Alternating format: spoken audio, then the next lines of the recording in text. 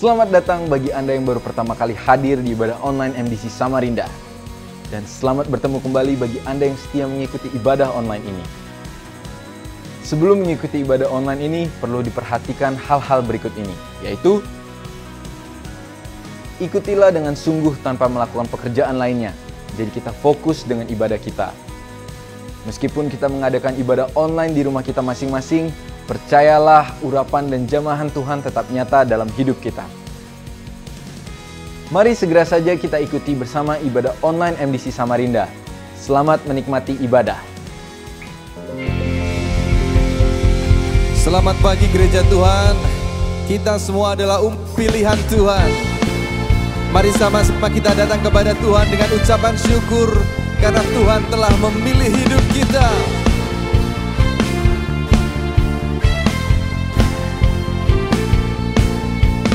Kita dipilih dan dikuduskan untuk memberitakan perbuatannya.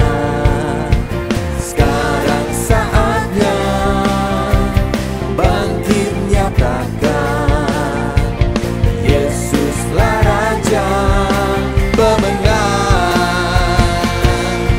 Untuk selamanya Dia berkuasa, telah diberikan bagi kita.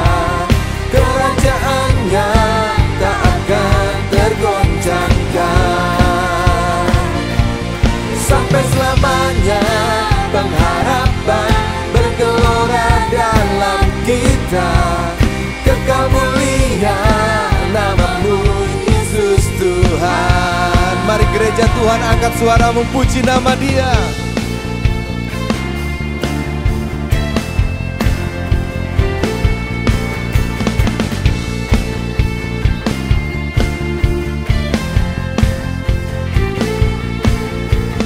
Kita berdiri dengan kuasa, sebab Roh yang dahsyat beserta kita. Sekarang saatnya bangkit nyatakan, Yesuslah Raja pemenang. Untuk selamanya Dia berkuasa, telah diberikan bagi kita. Kerajaannya tak akan tergoncangkan. Sampai selamanya pengharapan bergelora dalam kita. Kekal mulia nama-Mu Yesus Tuhan.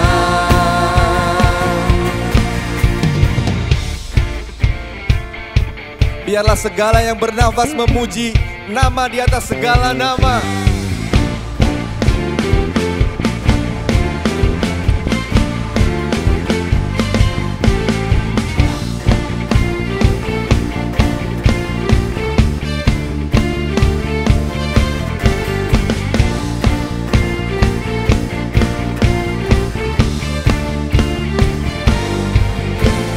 Sekarang saatnya bangkit nyatakan nama yang besar, Yesuslah Tuhan.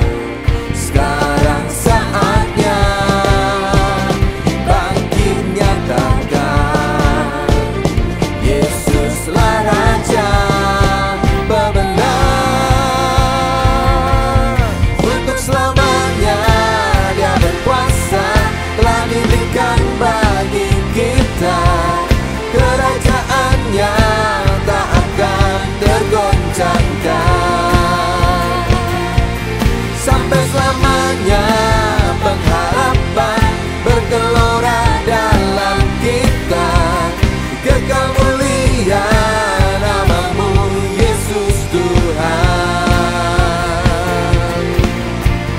Pam pam pararam pam pam pararam pam pam pararam param param. Biarlah segala yang bernafas memuji Tuhan. apapun yang terjadi atas kehidupan kita, percaya satu hal, Tuhan turut bekerja untuk mendatangkan setiap kebaikan atas hidup kita. Di saat kondisi saat ini yang tidak menentu, dimanapun engkau berada yang menonton acara ini, datang kepada Tuhan. Dari semula telah kau tetapkan hidupku dalam tanganmu, dalam rencanamu Tuhan. Rencana indah telah kau siapkan bagi masa depanku yang penuh harapan. Semua baik apa yang telah kau perbuat di dalam hidupku. Semua baik, sungguh teramat baik. Kau jadikan hidupku berarti. Oh, dari semula telah kau tetapkan hidupku dalam tanganmu, dalam rencanamu Tuhan. Rencana indah telah kau siapkan bagi masa depanku yang penuh harapan. Semua baik apa yang telah kau perbuat di dalam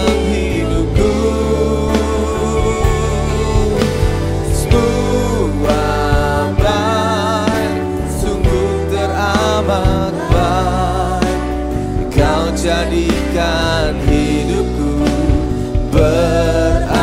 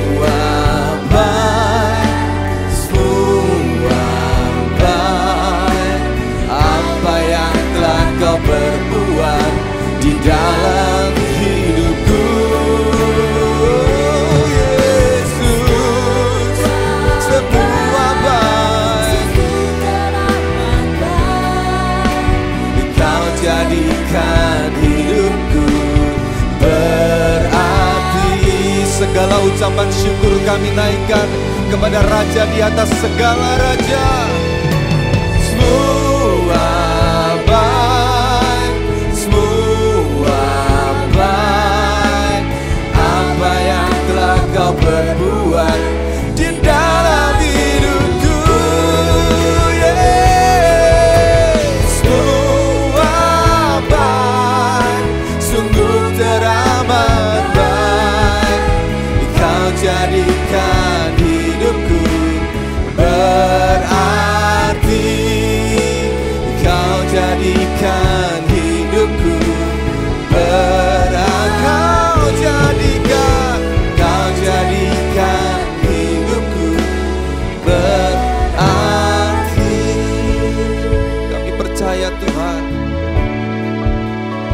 di saat-saat ini Engkau mendatangkan kebaikan bagi orang-orang yang mengasihi Dia.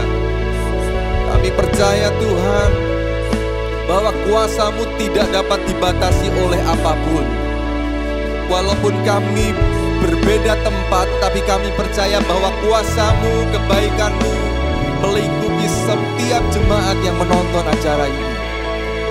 Kami percaya Tuhan, Engkau yang ada di rumah, mari katakan kepada Tuhan, Engkau baik Tuhan, Engkau luar biasa Tuhan. Terima kasih, kebaikan-Mu nyata, perbuatan-Mu ajaib. Engkau yang sanggup, Engkau yang dapat melakukan perbuatan yang besar. Engkau bekerja melawat setiap hati, melawat setiap jiwa yang menanti-nantikan-Mu. Tuhanku,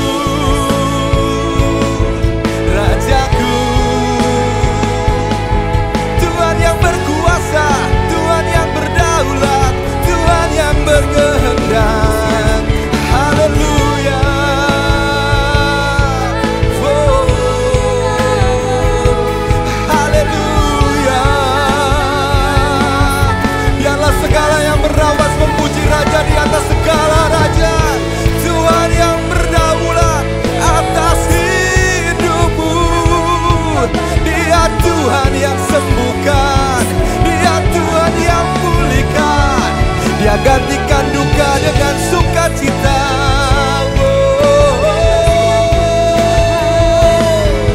Haleluya.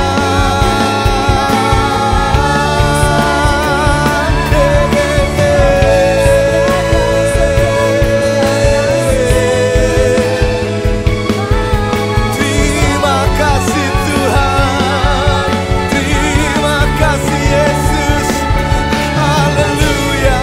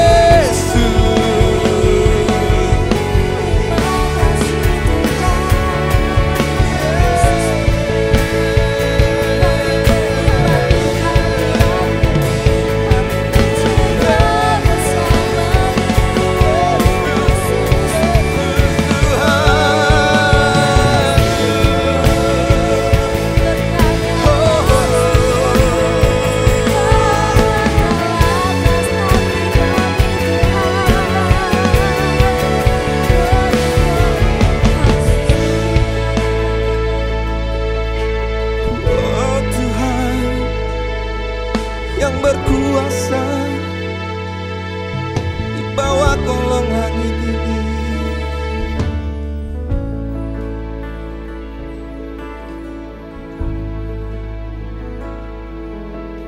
Semua baik, semua baik, apa yang telah Kau berbuat di dalam hidupku.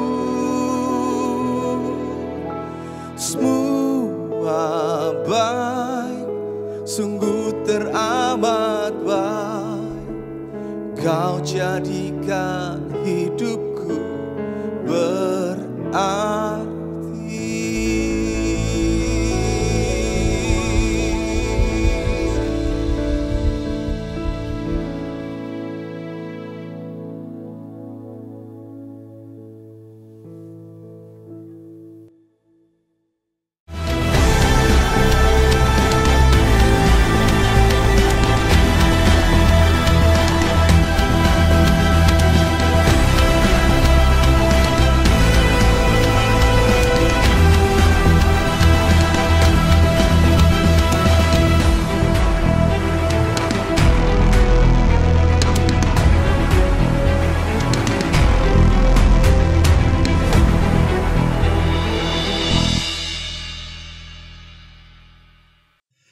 Dalam penelitian yang ia lakukan, Sheena Iyengar, seorang profesor dari Columbia University di New York, mendapati bahwa rata-rata setiap hari orang membuat 70 keputusan yang diambil secara sadar. Keputusan-keputusan yang dibuat dengan sadar, artinya tidak termasuk keputusan yang dibuat di bawah ambang sadar atau karena gerakan refleks. Seperti menginjak pedal rem ketika mengemudikan mobil, mengayunkan langkah ketika berjalan, atau menutup sendok dan garpu seusai makan. Kalau keputusan-keputusan yang dibuat di bawah ambang sadar itu diperhitungkan, maka tentu jumlahnya tidak akan terbilang. Yang diteliti oleh Iyengar adalah keputusan-keputusan yang dibuat secara sadar. Seperti misalnya keputusan tentang buku apa yang hendak Anda baca hari ini. Jenis kopi apa yang akan Anda pesan pada hari ini. Black coffee atau cappuccino misalnya. Juga apakah Anda akan berolahraga atau tidak pada hari ini. Rata-rata setiap hari orang secara sadar membuat berbagai keputusan mulai dari hal-hal yang remeh sampai kepada yang strategis sebanyak 70 keputusan. Apabila semua itu dijumlahkan, maka setiap tahun rata-rata orang membuat 25.550 keputusan. Di dalam jangka waktu 70 tahun, yaitu dari sejak orang sadar akan dirinya sampai ia meninggal dunia, yang bersangkutan membuat 1.788.500 keputusan. Artinya di sepanjang kehidupan ini kita secara sadar membuat sekitar 2 juta keputusan. Tentang keputusan-keputusan yang dibuat oleh manusia, Albert Camus, seorang filsuf, penulis, dan jurnalis dari Prancis yang sangat terkenal dan pemenang hadiah Nobel untuk karya sastra pada tahun 1957 berkata, "Life is a sum of all your choices." Hidup ini merupakan himpunan dari semua keputusan-keputusan yang Anda ambil. Artinya kalau Anda menghimpunkan 2 juta keputusan yang pernah Anda ambil di sepanjang kehidupan Anda, maka itulah diri Anda. Ya, seperti yang acap kali saya katakan, hidup ini merupakan rangkaian keputusan. Kita menjadi kita karena keputusan-keputusan yang kita buat. Bukan itu saja, keputusan-keputusan yang tepat akan membuahkan kehidupan yang berbahagia. Keputusan-keputusan yang keliru akan mengakibatkan kehidupan yang penuh dengan penyesalan. Berarti membuat keputusan-keputusan yang benar merupakan salah satu aspek yang sangat penting dalam kehidupan. Kemampuan untuk membuat keputusan-keputusan yang tepat merupakan kesanggupan yang sangat vital dalam kehidupan kita. Hal ini tidak terlepas dari sikap yang bertanggung jawab.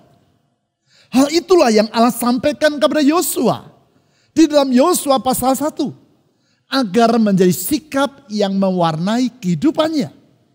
Saat itu Yosua dan bangsa Israel sedang menghadapi perubahan dalam tatanan kehidupan mereka. Mereka akan memasuki suatu pola kehidupan yang baru atau a new normal. Dari bangsa yang hidup mengembara selama 40 tahun di padang gurun, sekarang mereka akan tinggal secara menetap di Kanaan. A new normal. Dari bangsa yang selama 40 tahun hidup dipimpin oleh Musa, seorang pangeran yang dididik di istana Firaun. Sekarang mereka akan dipimpin oleh Yosua yang berusia lebih muda daripada Musa dan yang tidak pernah mengenyam pendidikan sebagai seorang pangeran Mesir. A new normal. Dari bangsa yang kebutuhan hidupnya selama 40 tahun di padang gurun dicukupkan Tuhan dengan makanan yang disebut sebagai mana. Artinya selama itu mereka hidup tahu beres. Sekarang harus bercocok tanam sendiri untuk memenuhi kebutuhan hidup mereka. A new normal. Di dalam pola kehidupan yang baru tersebut, Yosua dan bangsa Israel harus hidup dengan sikap yang bertanggung jawab. Hanya dengan demikian, barulah mereka akan melewati perubahan dan masa depan di dalam berkat Tuhan, yaitu keberhasilan. Sikap ini pula lah yang harus ada dalam diri kita.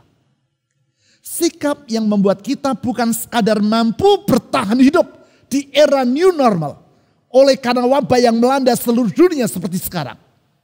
Namun akan membuat kita berkembang dan mengalami rancangan Allah yang indah bagi masa depan kita. Pentingnya sikap bertanggung jawab ini dikemukakan Allah di dalam Yosua pasal 1 ayat 6 sampai 9. Sikap ini merupakan sikap keempat dari antara 4 sikap yang ditulis di dalam Yosua pasal 1 ayat 1 sampai 9. 4 sikap yang diperlukan di era new normal. 3 sikap yang pertama yaitu visioner, rendah hati, dan tabah atau teguh hati sudah kita bahas secara berturut-turut di dalam 3 minggu yang lewat. Sekarang kita akan mempelajari sikap yang keempat, yaitu bertanggung jawab. Untuk itu mari kita baca Yosua pasal 1 ayat 6 sampai 9. Yosua pasal 1 ayat 6 sampai 9. Tuhan berfirman demikian kepada Yosua. Kuatkan dan teguhkanlah hatimu. Sebab alasannya engkaulah yang akan memimpin bangsa ini memiliki negeri yang kujanjikan dengan bersumpah kepada nenek moyang mereka untuk diberikan kepada mereka. Ayat 7. Hanya kuatkan dan teguhkanlah hatimu dengan sungguh-sungguh. Bertindaklah hati-hati sesuai dengan seluruh hukum yang telah diperintahkan kepadamu oleh hambaku Musa. Janganlah menyimpang ke kanan atau ke kiri supaya engkau beruntung kemanapun engkau pergi. Janganlah engkau lupa memperkatakan kitab Taurat ini, tetapi renungkanlah itu siang dan malam, supaya engkau bertindak hati-hati sesuai dengan segala yang tertulis di dalamnya. Sebab dengan demikian perjalananmu akan berhasil dan engkau akan beruntung. Ayat 9, perhatikan ayat 9. Bukankah telah kuperintahkan kepadamu? Kuperintahkan, bukan kuhimbau, bukan kuanjurkan, bukan kusarankan, namun kuperintahkan kepadamu, yaitu kuatkan dan teguhkanlah hatimu. Janganlah kecut dan tawar hati, sebab Tuhan Allahmu menyertai engkau kemanapun engkau pergi. Di dalam 4 ayat ini, 3 kali Tuhan memerintahkan kepada Yosua, kuatkan dan teguhkanlah hatimu. Frasa ini berbentuk kata perintah, an imperative verb, kata kerja imperatif, keharusan, perintah.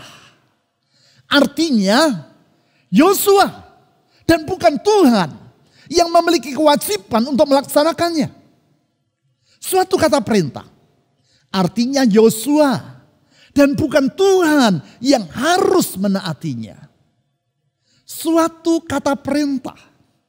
Artinya Yosua dan bukan Tuhan yang harus bertindak bertanggung jawab untuk mengerjakannya.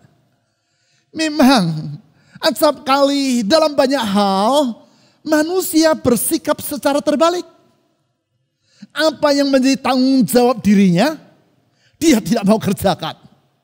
Dan apa yang sebenarnya merupakan tanggung jawab Tuhan, justru dia ingin ambil alih.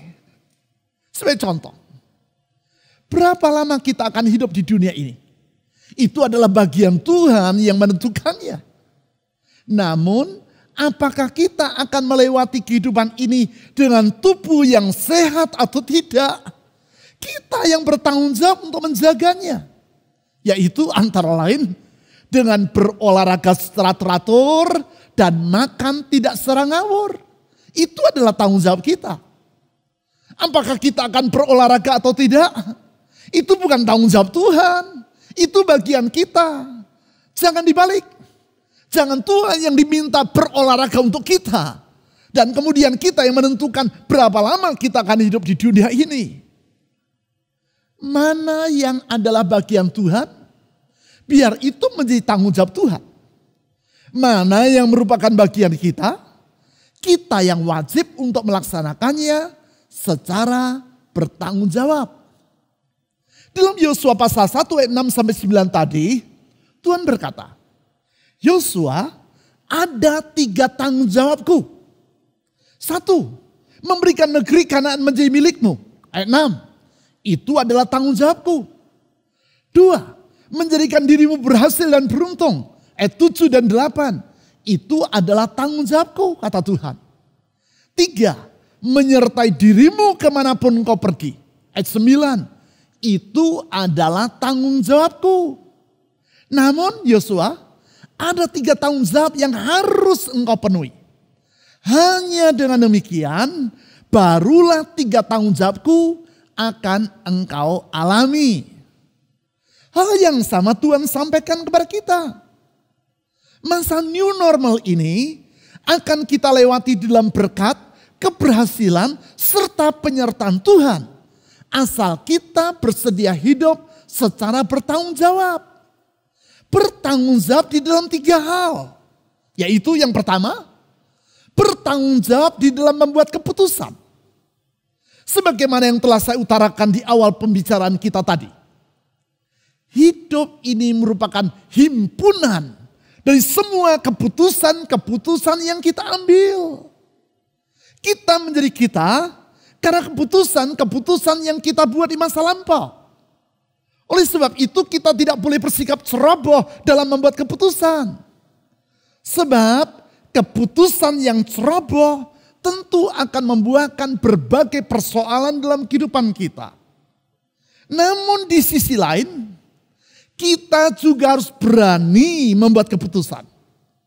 Tidak sedikit orang yang karena mengetahui bahwa keputusan-keputusan yang ia ambil akan mempengaruhi kehidupannya dan kehidupan orang lain. Maka sebagai akibat, ia tidak berani membuat keputusan. Padahal orang yang tidak bersedia membuat keputusan, sesungguhnya sudah membuat keputusan.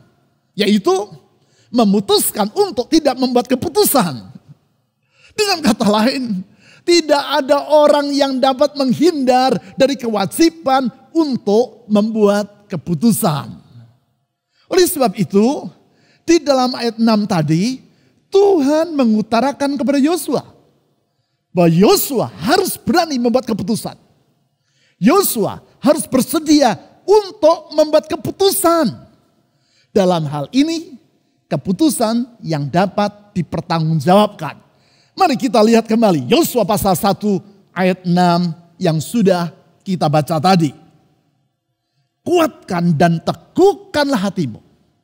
Alasannya, sebab engkaulah yang akan memimpin bangsa ini memiliki negeri yang kujanjikan dengan bersumpah kepada nenek moyang mereka untuk diberikan kepada mereka. Di sini Tuhan mengingatkan Yosua akan tanggung jawabnya sebagai seorang pemimpin. Salah satu tanggung jawab dari seorang pemimpin adalah membuat keputusan. Seorang pemimpin yang tidak mampu dan tidak mau membuat keputusan adalah pribadi yang tidak pantas menjadi seorang pemimpin. Karena berarti ia tidak mampu dan tidak mau untuk melaksanakan tugasnya. Yosua harus bersikap bertanggung jawab dalam melaksanakan tugasnya. Untuk itu, seperti yang ditulis di ayat 6, Yosua harus menguatkan dan meneguhkan hatinya. Artinya ia tidak boleh takut atau ragu dalam melaksanakan kewajibannya. Sebab bila ia tidak bersedia membuat keputusan, maka orang lain yang akan membuat keputusan bagi dirinya. Keputusan yang belum tentu seperti yang ia harapkan. Ronald Reagan, almarhum Presiden Amerika Serikat, pernah bercerita tentang pengalaman yang ia lewati saat masih berusia remaja. Pengalaman yang mengajar bahwa ia harus bersedia untuk membuat keputusan. Ia berkata, suatu hari salah seorang bibinya, tantenya, mengantar dirinya ke toko sepatu untuk membuat sepasang sepatu yang baru. Pada masa itu, jarang orang yang membeli sepatu yang telah jadi seperti di masa sekarang. Tetapi orang harus memesan dan membuatkan sepatu di tukang sepatu. Si tukang sepatu bertanya kepada Reagan, ujung sepatu yang bagaimana yang kau inginkan? Yang berbentuk bulat atau persegi?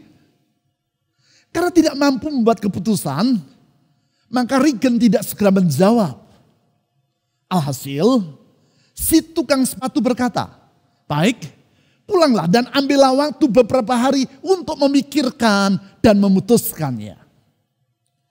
Beberapa hari kemudian, si tukang sepatu kebetulan bertemu dengan Reagan di jalan.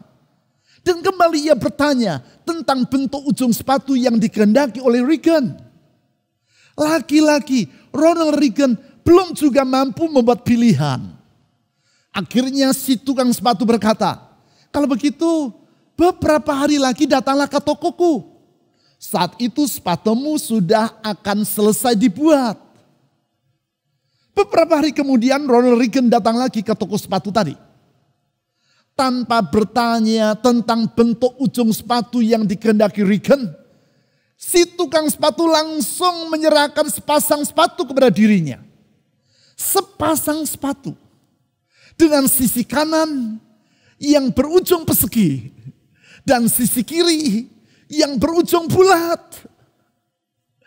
Ronald Reagan berkata, hari itu saya belajar satu pelajaran yang sangat penting. Yaitu bila engkau tidak bersedia membuat keputusan, maka orang lain yang akan membuatkannya bagi dirimu. Keputusan yang belum tentu seperti yang engkau inginkan. Ya, kita harus mengisi era new normal secara bertanggung jawab. Yaitu bertanggung jawab dalam membuat keputusan. Artinya kita harus berani membuat keputusan. Dan bukan keputusan yang bersifat asal-asalan alias ngawur. Namun keputusan yang dapat dipertanggungjawabkan. Yang kedua, kita harus mengisi era new normal ini dengan sikap bertanggung jawab di dalam mengambil tindakan. Sebab suatu keputusan bila tidak diwujudkan dalam tindakan, maka tidaklah ada gunanya. Keputusan yang hanya berhenti sampai kabar keputusan dan tidak berlanjut dalam tindakan tidak akan menghasilkan apapun juga. Hal ini sama seperti 3 ekor katak yang duduk di pinggir sebuah kolam. Saat itu matahari bersinar dengan sangat terik, suhu udara sedang sangat tinggi, dan ketiga ekor katak ini merasa kegerahan. Mereka pun berunding apa yang harus mereka lakukan. Setelah berdiskusi panjang lebar, akhirnya mereka membuat keputusan.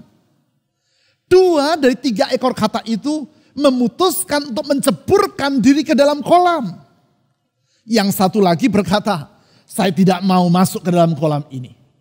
Pertanyaannya sekarang, berapa ekor katak yang tetap tinggal di pinggir kolam?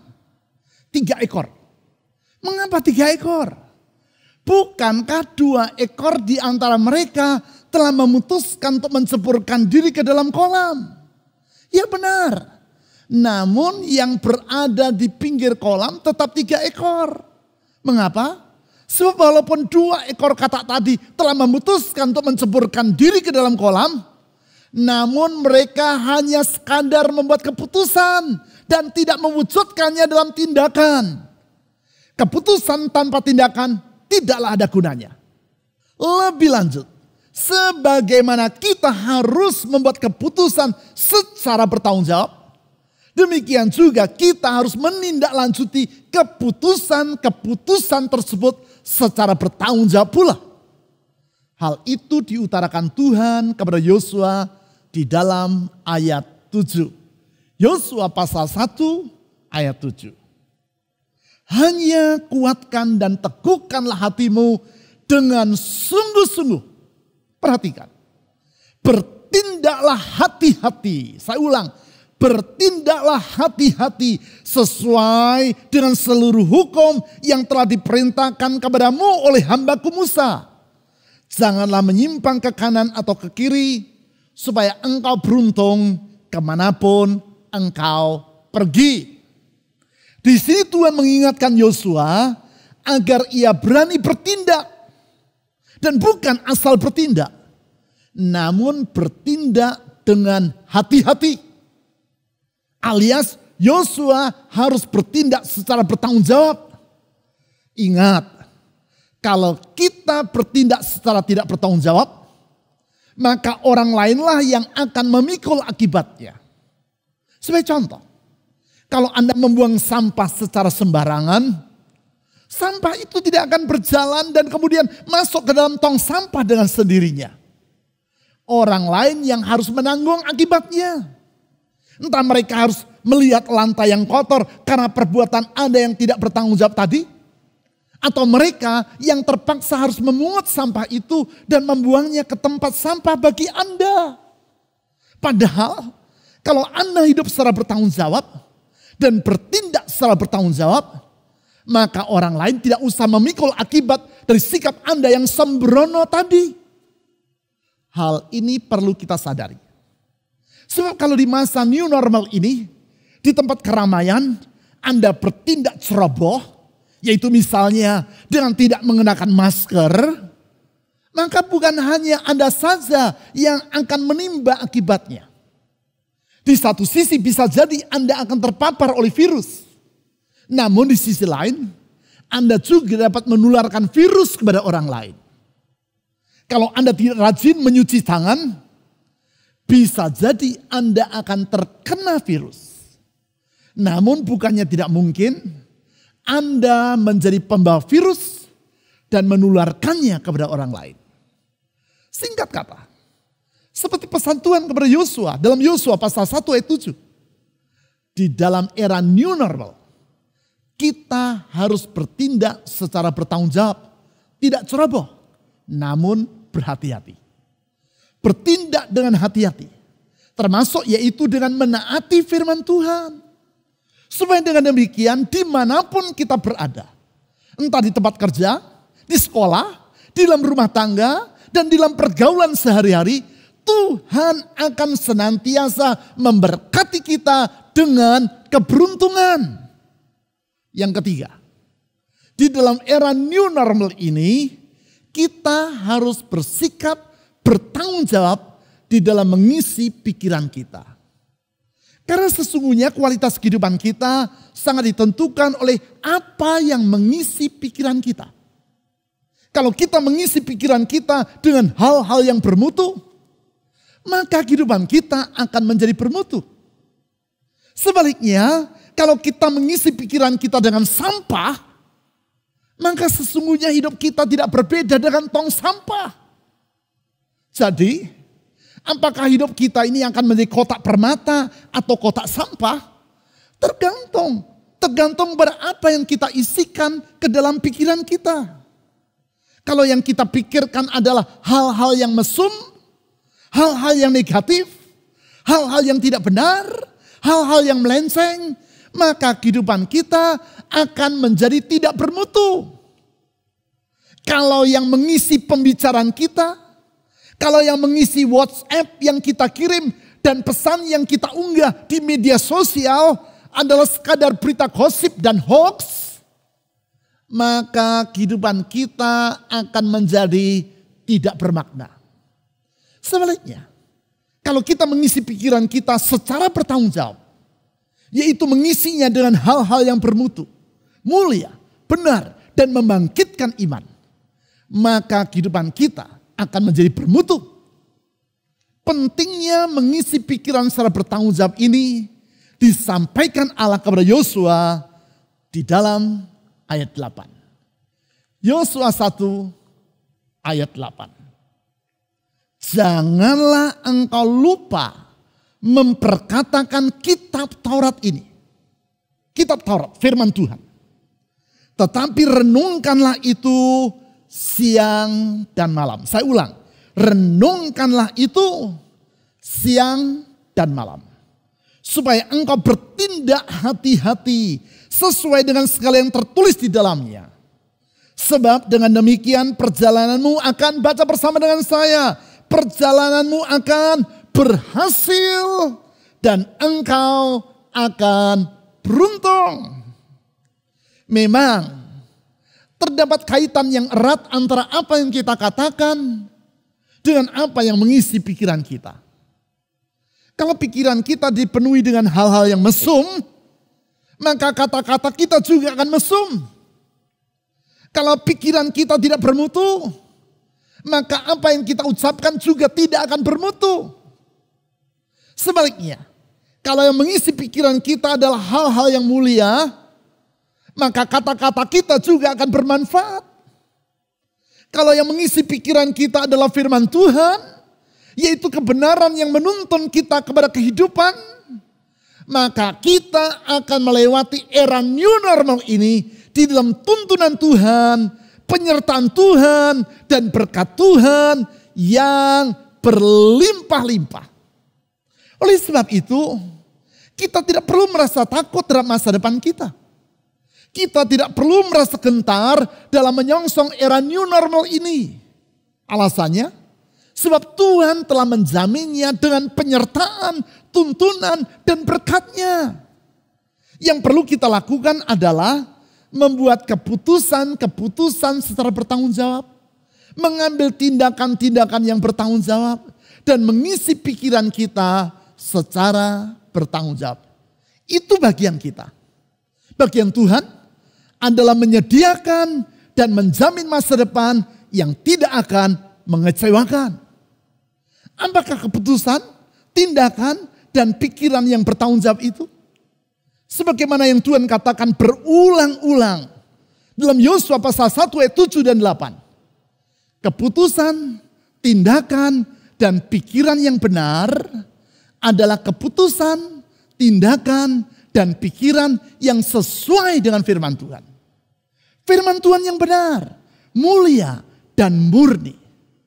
Karena itu saya mengajak Anda untuk sungguh-sungguh menjadikan kehidupan ini sebagai kotak permata. Yaitu dengan mengisi pikiran Anda dengan kebenaran firman Tuhan. Di sini pentingnya bagi kita untuk melakukan ibadah harian. Ibadah harian. Di mana pagi, siang, dan malam kita mengisi pikiran, hati, dan kehidupan kita dengan firman Tuhan yang mulia. Firman Tuhan yang menuntun kehidupan kita. Firman Tuhan yang menjadikan kehidupan kita seperti pohon yang ditanam di tepi aliran air. Sehingga seperti kata Mazmur pasal 1. Pohon itu daunnya tidak layu. Menghasilkan buah pada musimnya.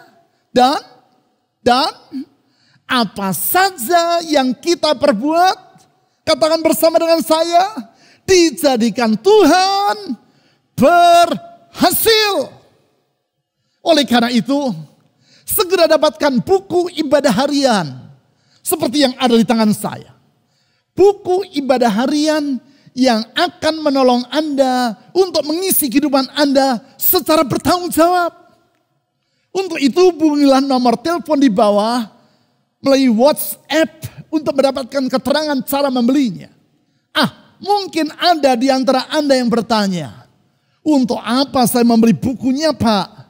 Bukankah saya dapat membacanya secara gratis melalui website dan aplikasi ibadah harian? Ya benar. Namun ingat, apa saja yang gratisan cenderung tidak akan kita hargai. Oleh sebab itu, dengan menginvestasikan uang sebesar Rp70.000, yaitu dengan membeli buku ibadah harian, sebenarnya Anda sedang membuat investasi yang sangat berharga bagi masa depan Anda. Mari kita isi tatanan kehidupan yang baru, a new normal ini, dengan berkat dan keberhasilan yang telah Tuhan janjikan. Isi tatanan yang baru ini dengan sikap yang visioner, rendah hati, tabah atau teguh hati, dan bertanggung jawab. Itulah bagian kita. Itulah yang telah Yesus contohkan bagi kita. Dia adalah pribadi yang visioner, rendah hati, teguh hati, dan penuh dengan tanggung jawab. Dalam sikap yang bertanggung jawab, ia telah membentangkan hari esok yang indah bagi kita. Dengan sikap yang bertanggung jawab, Yesus bersedia menyertai kita. Dengan sikap yang bertanggung jawab, Tuhan Yesus menjamin masa depan kita. Sehingga dengan demikian kita tahu, sungguh di dalam kasih setianya ada masa depan yang indah yang sedang menanti kehidupan kita. Mari kita berdoa. Tuhan Yesus, Engkau pribadi yang mengetahui segala sesuatu dan Engkau melihat jauh ke depan sehingga Engkau tidak pernah merasa berputus asa dengan diri kami. Engkau rendah hati sehingga Engkau rela datang ke dunia menjadi sama dengan manusia. Engkau pribadi yang tabah dengan teguh hati. Engkau mengorbankan diri kayu salib sampai akhir, menyerahkan nyawa bagi kami, manusia yang berdosa, supaya kami diselamatkan dan mendapatkan jaminan hidup yang kekal. Engkau pribadi yang bertanggung jawab.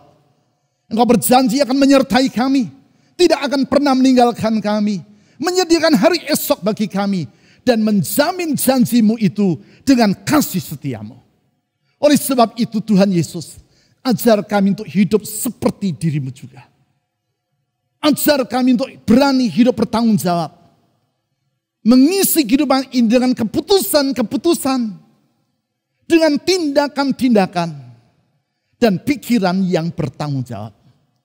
Sehingga kami dapat melihat apa yang menjadi bagianmu akan kami alami dalam hidup ini.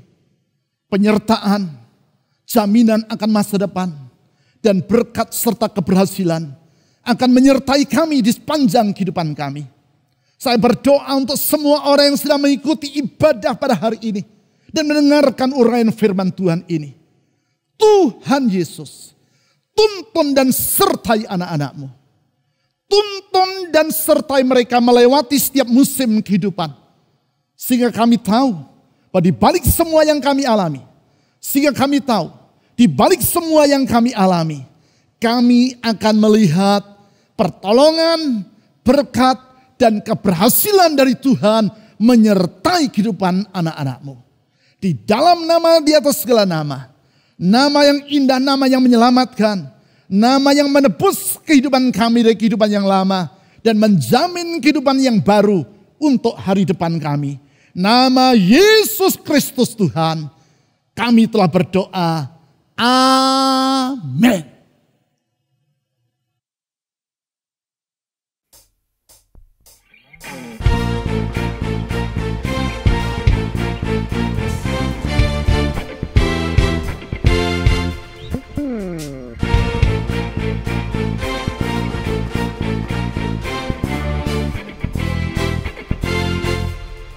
Dalammu ku temukan sukacita.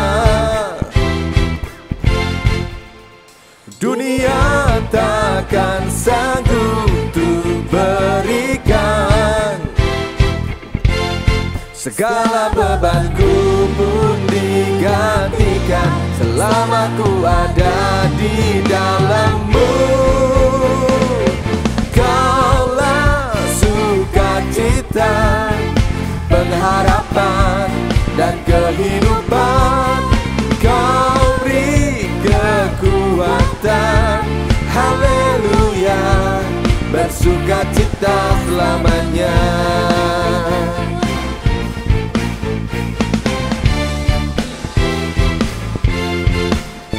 Kau ada mendampingi setiap langkahku,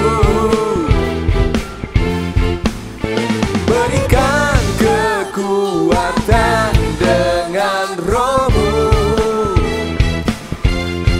Janji-Mu yang telah menuliskan, ku punya rancangan yang indah. Kaulah sukacita, pengharapan dan kehidupan. Kau beri kekuatan, haleluya, bersukacita selamanya.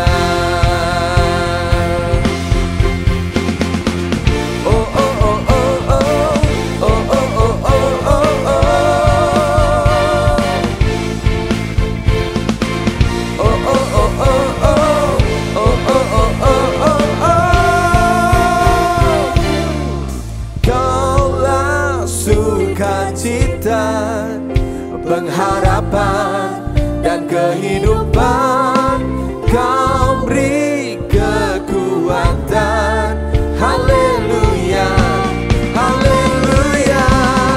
Kaulah sukacita, pengharapan dan kehidupan. Kau beri kekuatan, haleluya, bersukacita, haleluya, bersukacita, haleluya, bersukacita selamanya.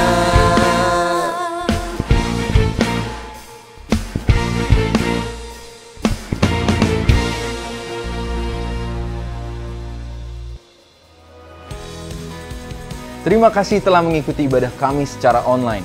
Kami berharap Anda terus bertumbuh dalam iman dan kasih kepada Tuhan, sehingga hidup Anda terus dipenuhi berkat dan memiliki hidup yang bermakna bagi orang lain. Karena itu, pastikan Anda mengikuti ibadah kami secara online di channel YouTube dan aplikasi MDC Samarinda. Ibadah online tidak menghalangi kita di dalam memberikan persembahan dan persepuluhan. Anda dapat mengirimkan persembahan dan persepuluhan ke rekening gereja yang tertera pada layar. Bagi kalian orang-orang muda dapat mengakses ibadah online Image Teens setiap hari Sabtu pukul 6 sore melalui channel YouTube Image Teens Samarinda. Khusus untuk adik-adik Star Kids, online Sunday School dapat diikuti melalui aplikasi Zoom. Informasi lebih lengkap dapat menghubungi Kak Lois. Doa Deeper dapat diikuti secara online setiap hari Kamis pukul 7 malam melalui channel YouTube MDC Samarinda. Selama Doa Deeper berlangsung, Anda dapat mengirimkan pokok doa Anda untuk didoakan dalam Doa Deeper. Dalam ibadah online tanggal 5 Juli akan diadakan perjamuan kudus. Teknis perjamuan akan diinformasikan lebih lanjut. Untuk mengetahui informasi terbaru mengenai aktivitas gereja, Anda dapat mengakses aplikasi MDC Samarinda, Instagram, dan Facebook MDC Samarinda. Terima kasih telah beribadah bersama kami, dan kami sangat menantikan kunjungan Anda selanjutnya.